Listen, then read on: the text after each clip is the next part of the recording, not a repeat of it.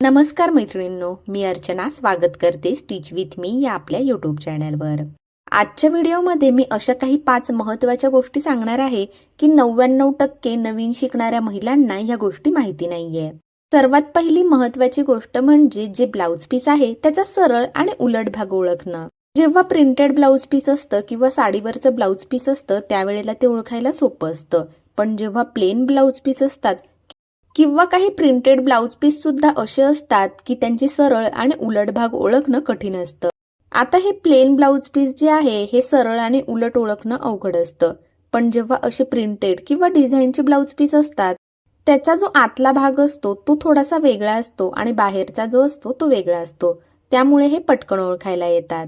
पण सर्वच प्रकारचे ब्लाउज पीस असे नसतात की त्यांचा सरळ भाग वेगळा आणि उलट भाग वेगळा आहे, तर मग हे कसे ओळखायचे?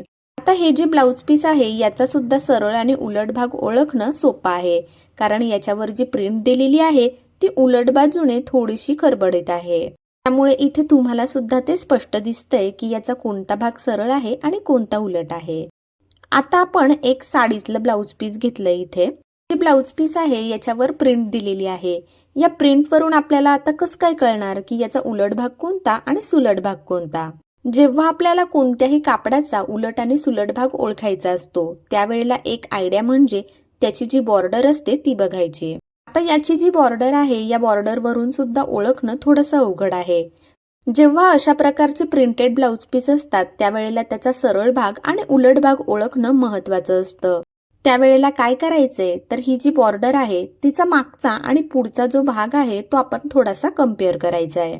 प्रिंटचा जो कलर आहे तो कोणत्या बाजूने थोडासा डार्क दिसतोय किंवा त्याची जी बारीक डिझाईन आहे त्याचे धागे कोणत्या बाजूने वरती आलेले आहेत ते बघायचंय, किंवा याची ही जी कड आहे या कडेवरून सुद्धा उलट आणि सुलट भाग ओळखायला येतो। प्लेन ब्लाउज पीस असू दे किंवा कोणताही प्रिंटेड ब्लाउज पीस असू दे, त्याचा जो कडा आहे त्याची जी कडेची बाजू आहे त्यावरून त्याचा उलट आणि सुलट भाग ओळखता येतो। अशा प्रकारचे जेव्हा प्लेन ब्लाउज पीस असतात त्यावेळेला सुद्धा याची ही जी कडा आहे ही कडा बघायची आहे। कडेचा जो भाग आहे तो वरच्या बाजूने म्हणजे सुलट बाजूने प्लेन असतो आणि जी आतली म्हणजे उलट बाजू असते त्या बाजूने त्याला फिनिशिंग थोडीशी कमी असते। ब्लाउज शिवायला घेण्या अगोदर त्याचा सरळ भाग आणि उलट भाग कसा ओळखायचा ते तर आपण पाहिलं, पण आता पुढे ज्या काही 4 गोष्टी मी महत्त्वाच्या सांगणार आहे त्या सुद्धा तुम्ही लक्ष देऊन ऐकायच्या आहेत आणि बघायच्या सुद्धा आहेत।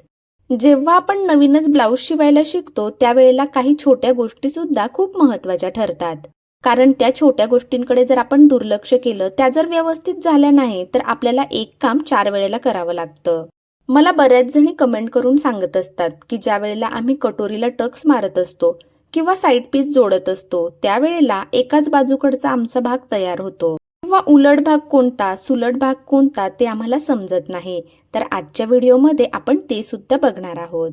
आज मी तुम्हाला अशा काही सोप्या ट्रिक सांगणार आहे की तुमचं हे जे उलट सुलट होणं आहे हे अगदी बंदच होणार आहे। जेव्हा आपण सुरुवातीच्या काळामध्ये ब्लाउज शिवायला सुरुवात करतो किंवा जोपर्यंत आपली चांगली प्रॅक्टिस होत नाही तोपर्यंत प्रत्येकीने हा अनुभव घेतलेला असतो। कितीही चांगला टेलर असू दे, परंतु त्याच्या सुरुवातीच्या काळामध्ये त्याच्याकडून सुद्धा या गोष्टी झालेल्याच असतात।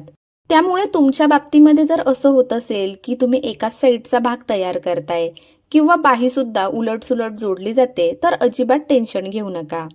आजच्या व्हिडिओमध्ये मी ज्या टिप्स तुम्हाला सांगणार आहे त्या इतक्या महत्त्वाच्या आहेत की त्या टिप्सचा वापर जर तुम्ही तुमच्या कामामध्ये केला तर तुमचं काम खूप सहज आणि सोपं होणार आहे। मागचा भाग तयार झाल्यानंतर पुढचा भाग आपल्याला तयार करायचा आहे। त्यासाठी कटोरी आणि साइड पीस पहिले अशा पद्धतीने मी येथे ठेवून घेते। हे जे दोन्ही बाजूकडचे दोन्ही भाग आहेत ते आपल्याला पहिले असे शेजारी शेजारी ठेवून घ्यायचे आहेत। हे जे ब्लाउज पीस आहे ते प्लेन असल्यामुळे याचा जो उलट आणि सुलट भाग आहे तो आपल्याला कळणं अवघड जातं, त्यामुळे पहिले असं मी हे ठेवून घेतलं। आता हे जे 4ही भाग आहेत यावर मी अशा पद्धतीने खडूने मार्किंग करून घेते, म्हणजे याची जी सरळ आणि उलट बाजू आहे ती आपल्याला ओळखायला येईल। आता हे जोडण्यापूर्वी याच्या ज्या दोन्ही कटोऱ्या आहेत त्याला आपण टक्स तयार करणार आहोत। जेव्हा आपण दोन्ही कटोरीला टक्स करणार आहोत तेव्हा त्याचा जो सरळ आणि उलट भाग आपण मार्क केलेला आहे तो लक्षात ठेवायचा आहे की आपण कोणत्या बाजूने टक्स तयार करतोय। खडूने मार्किंग केलेला जो भाग आहे तो वरच्या बाजूने आहे। जेव्हा आपण दुसऱ्या कटोरीला टक्स देऊ त्यावेळेला ही गोष्ट लक्षात ठेवायची आहे। आणि तुमच्या लक्षात जरी नाही राहिलं तरी सुद्धा काही हरकत नाहीये, आपण पुढे ते क्रॉस चेक करणारच असतो.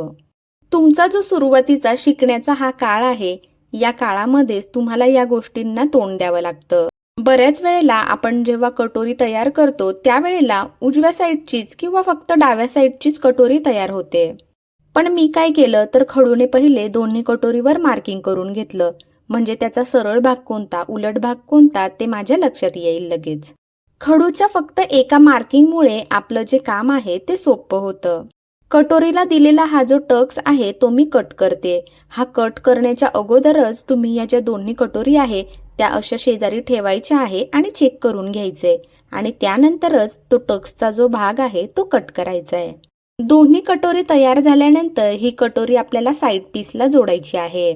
आपण जेव्हा एक साईड जोडत असतो त्यावेळेला अशी दुसरी साईड सुद्धा जवळ ठेवायची आहे, म्हणजे आपण जेव्हा शिलाई मारतो त्यावेळेला आपल्याला ती लगेच क्रॉस चेक करता येईल की ही बरोबर झालेली आहे की नाही. तसंच आपण जेव्हा कटोरी साईड पीसला जोडतोय त्यावेळेला वरच्या बाजूनेच ती जोडण्याचा प्रयत्न करायचा आहे. बरेच जण काय करतात, एका साईडची कटोरी जोडत असताना वरच्या साईडने सुरुवात करतात, तर दुसऱ्या साईडची कटोरी जोडत असताना खालच्या साईडने ती जोडायला सुरुवात करतात. पण आपण जर तसं केलं तर दोन्ही साईडच्या कटोरींमध्ये थोडासा फरक पडतो. उलट साईडची जी कटोरी असते ती जोडत असताना सुरुवातीच्या काळामध्ये खूप अवघड वाटतं, पण आपली हळूहळू प्रॅक्टिस झाली ना की मग आपल्याला ते एकदम सोपं वाटायला लागतं. त्यामुळे साईड पीस आणि कटोरी जोडत असताना ती वरच्या बाजूनेच जोडण्याचा प्रयत्न करा. कटोरी आणि साईड पीस जोडून झाल्यानंतर हे दोन्ही भाग असे तयार होतील. त्यानंतर याला आपल्याला क्रॉसपट्टी लावायची आहे. क्रॉसपट्टी लावण्याच्या वेगवेगळ्या पद्धती आहे. आपल्या चॅनलवर बरेच असे व्हिडिओ आहेत की त्यामध्ये वेगवेगळ्या पद्धतीने मी क्रॉसपट्टी लावून दाखवली आहे. हे जे ब्लाऊज आहे त्याला आतल्या बाजूने मी ओव्हरलॉक केलंय, त्यामुळे क्रॉसपट्टी लावत असताना सुद्धा मी फक्त ती डायरेक्ट जोडली आहे. क्रॉसपट्टीसाठी या ठिकाणी मी डबल कापड घेतलेला आहे आणि त्या ठिकाणी शिलाई मारून आतून ओव्हरलॉक केलंय. आता पडणारा प्रश्न म्हणजे हुकपट्टी कोणत्या बाजूला करायची आणि लूपपट्टी कोणत्या बाजूने करायची. माझा जो उजवा भाग आहे तो या ठिकाणी मी असा उलट ठेवला. आता हुकपट्टी आणि लूपपट्टी तयार करण्यासाठी रुंदीने एक छोटी आणि एक थोडीशी त्यापेक्षा मोठी अशा दोन पट्ट्या मी घेतल्या. छोटी पट्टी आहे ती डाव्या बाजूला ठेवली आणि मोठी पट्टी उजव्या बाजूने ठेवली. माझ्या उजव्या हाताकडचा जो भाग होता त्याला आपल्याला लूपपट्टी बनवायची आहे आणि डाव्या बाजूकडचा जो भाग होता त्याला आपल्याला हुकपट्टी बनवायची आहे. या ठिकाणी सुद्धा बऱ्याच जणींचा गोंधळ उडतो की नेमकी हुकपट्टी कोणत्या बाजूने, लूपपट्टी कोणत्या बाजूने. अशा वेळेला कोणताही विचार न करता फक्त आपल्या उजव्या हाताकडचा जो भाग आहे तो उलट करायचा आहे आणि म्हणजे बाकीच्या ज्या गोष्टी आहेत त्या लगेच आपोआप आपल्याला कळतात. नवीन शिवणकाम शिकणाऱ्यांसाठी अजून एक सर्वात महत्त्वाची टीप म्हणजे आपण जेव्हा कुठेही शिलाई मारतोय त्यावेळेला जो शेवटचा भाग आहे त्या ठिकाणी आपल्याला प्रत्येक वेळेला थोडंसं रफू करायचंय, म्हणजे आपण जी शिलाई मारलेली आहे त्याचा जो शेवटचा भाग आहे त्या ठिकाणी शिलाई उसवणार नाही. आता याच ठिकाणी बघा, ही जी हुकपट्टी आपण या ठिकाणी तयार केलेली आहे, या हुकपट्टीला हा जो शेवटचा खालचा पॉइंट आहे या ठिकाणी असं थोडंसं जर रफू केलं तर ब्लाऊज तयार झाल्यानंतर या ठिकाणची जी शिलाई आहे ती उसवणार नाही. इथे आपण जर ब्लाऊजला खालच्या बाजूने रफू केलं नाही तर आपण जेव्हा याची हुक लावतो त्यावेळेला ही जी शिलाई आहे ती निघत जाते. त्यामुळे जिथे गरज असेल त्या प्रत्येक ठिकाणी खालच्या बाजूने रफू करून घ्यायचंय थोडं. मागचा आणि पुढचा भाग तयार झाल्यानंतर याचं जे शोल्डर आहे ते मी जोडून घेतलंय. त्यानंतर हुकपट्टी आणि लूपपट्टीचं या ठिकाणी मी माप मोजलं आणि जो गळा आहे त्याचा आकार या ठिकाणी देते. ब्लाऊजचा जो गळा आहे त्याला या ठिकाणी मी गोट तयार करून घेतलेला आहे. आता त्यानंतर आपल्याला ब्लाऊजला बाह्या जोडायच्या आहेत, पण बाह्या जोडण्याच्या अगोदर याचा जो खालचा भाग आहे तो आपल्याला फोल्ड करायचा आहे. बाहीचं कटिंग करत असताना खालच्या बाजूने 1 इंच अंतर मी जास्त ठेवलं होतं, कारण आपल्याला ते फोल्ड करायचंय. या दोन्ही बाह्यांची जी वरची बाजू आहे त्यावर 1 इंचावर या ठिकाणी मी मार्किंग करून घेतलंय. बाहीला पुढच्या भागाचा आणि मागच्या भागाचा मुंड्याचा आकार सुद्धा अगदी व्यवस्थित दिलेला आहे. तर या ठिकाणी बाही जोडण्याच्या अगोदर बऱ्याच जणींचा काय प्रॉब्लेम होतो तर एकाच साईडची जी बाही आहे ती तयार होते. पण आपण काय केलं, पहिले खडूने दोन्ही साईडने मार्क करून घेतलं. त्यानंतर ही जी बाही आहे ती मी अशी ठेवलेली आहे. आता याची जी वरची बाजू आहे ती अशी अलगद उचलून त्याच्या शेजारी ठेवली. आता या ठिकाणी कोणताही गोंधळ न करता तुम्ही पाहू शकता, याचा जो खालचा भाग आहे तो आपल्या ब्लाऊजच्या मागचा भाग आहे आणि वरच्या बाजूने जो भाग आलेला आहे तो आपला पुढचा भाग आहे. पुढच्या भागाचा जो बाहीचा भाग आहे त्या ठिकाणी आपण असं मार्क करून घेतलं म्हणजे आपल्याला लक्षात येईल. आपण जर असं अगदी व्यवस्थित स्टेप बाय स्टेप जर काम केलं तर आपलं काम व्यवस्थित होतं. आता या बाहीची खाली जी 1 इंचाची पट्टी आहे ती आपल्याला फोल्ड करून घ्यायची आहे. मार्किंग करत असताना तुम्ही आतल्या बाजूने सुद्धा मार्क करू शकता, पण मी या ठिकाणी बाहेरच्या बाजूने मार्क केलेला आहे. अशा पद्धतीने या ठिकाणी 5 नंबरची टीप मारून फोल्ड करून घेते.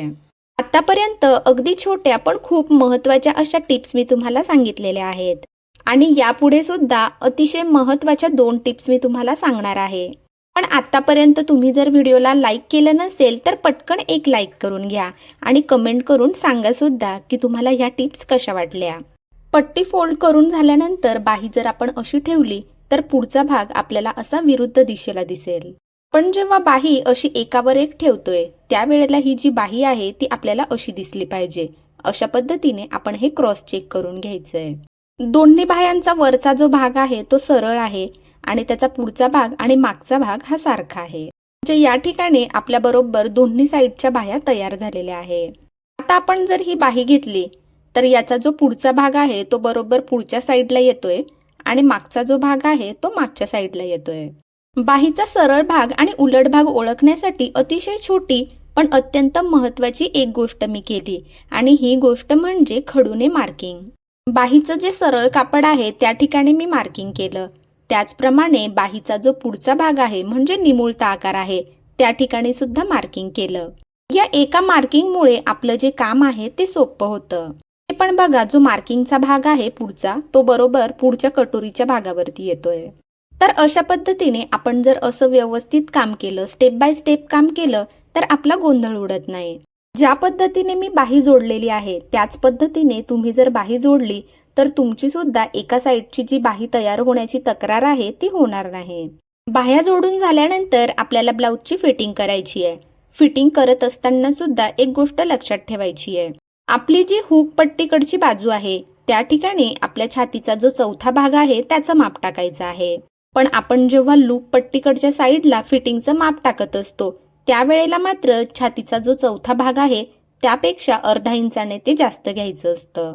म्हणजे हुकेकडच्या बाजूने जर मी फिटिंगसाठी 8.5 इंच माप टाकलं असेल तर लूपकडच्या बाजूने मात्र 9 इंचावरती इथे मी माप टाकते. कारण जेव्हा आपण हुक लावतो त्यावेळेला हुकपट्टी आणि लूपपट्टी ही एकावर एक येतात.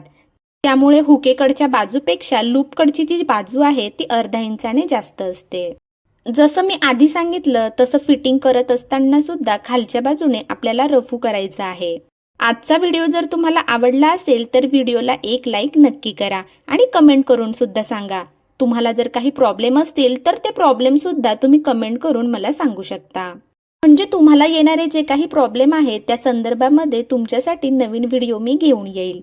आणि महत्त्वाची एक गोष्ट म्हणजे तुम्ही जर चॅनलला अजूनही सबस्क्राईब केलेलं नसेल तर नक्की सबस्क्राईब करा. चला तर मग भेटूया पुढच्या व्हिडिओमध्ये. तोपर्यंत बाय.